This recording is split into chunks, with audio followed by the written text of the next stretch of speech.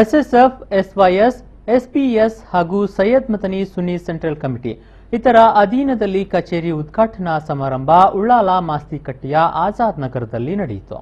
SYS Ullal centre ಅಧ್ಯಕ್ಷರಾದ ಸೈಯದ್ ಜಲಾಲ್ ತಂಗಲ್ ಕಾರ್ಯಕ್ರಮದ ಅಧ್ಯಕ್ಷತೆ ವಹಿಸಿ ಉಲಾಮಾ ಉಮರ್ ಸಾದಾತುಗಳ ಸಾನ್ನಿಧ್ಯದಲ್ಲಿ ನೂತನ ಕಚೇರಿಯ ಕಟ್ಟಡವನ್ನು ಉದ್ಘಾಟಿಸಿ ಶುಭಾರಂಭ ಮಾಡಿದರು.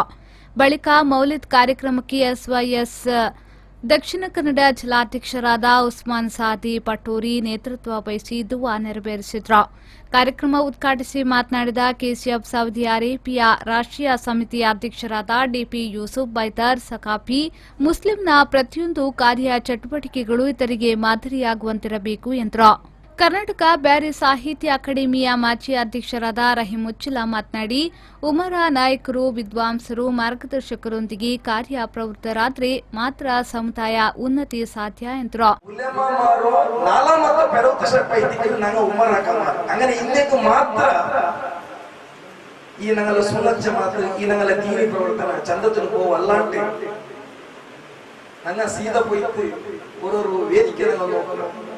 ಮಹಾನರಾಯ ಉಲಮಾಕಮಾರ ದೈಕರು ವೇದಿಕೆಯಲ್ಲಿ ರಾಜಕಾರಣಿಗಳನ್ನ ನೇಮಿಸ್ತಾರೆ. ಇದು ನಂಗೆ ಯೋಗ್ಯತೆ ಇಲ್ಲ ಉಸ್ತಾದ್, ನಂಗೆ ಯೋಗ್ಯತೆ ಇಲ್ಲ.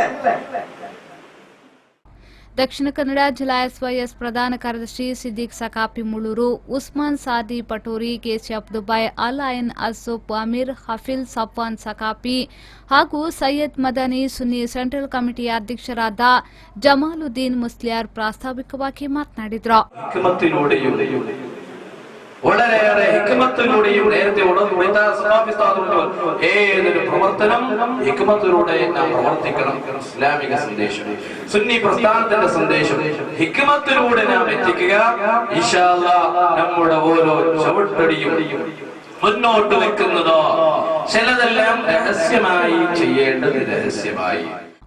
ಈ ಸಂದರ್ಭ ಗಲ್ಫ್ ಇಶಾರಾದ ಅಂಗವಾಗಿ ಉಳ್ಳಾಲ ತೊಕ್ಕೊಟ್ಟು ಸೆಕ್ಟರ್ನ 2 ಬಡ ಕುಟುಂಬಗಳಿಗೆ ವಿತರಿಸಲು ಧನ ಸಹಾಯದ ಮೊತ್ತವನ್ನು ಡಿಪಿ ಬೈತಲ್ ಸಕಾಫಿ ಉಳ್ಳಾಲ್ ಸೆಕ್ಟರ್ ಅಧ್ಯಕ್ಷ ಸೈಯದ್ ಕಬೈಬ್ ತಂಗಲ್ ಹಾಗೂ Thokkottu sector relief service chairman Altaf Kumpallar ಅವರಿಗೆ ಹಸ್ತಾಂತರಿಸಿದರು.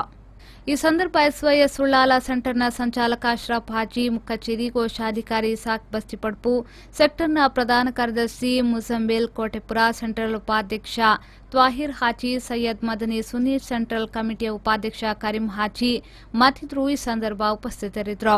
ಆರಿಫ್ ಕಲ್ಕಟ, ವಿ4 ನ್ಯೂಸ್ 24/7 ಉಳ್ಳಾಲ.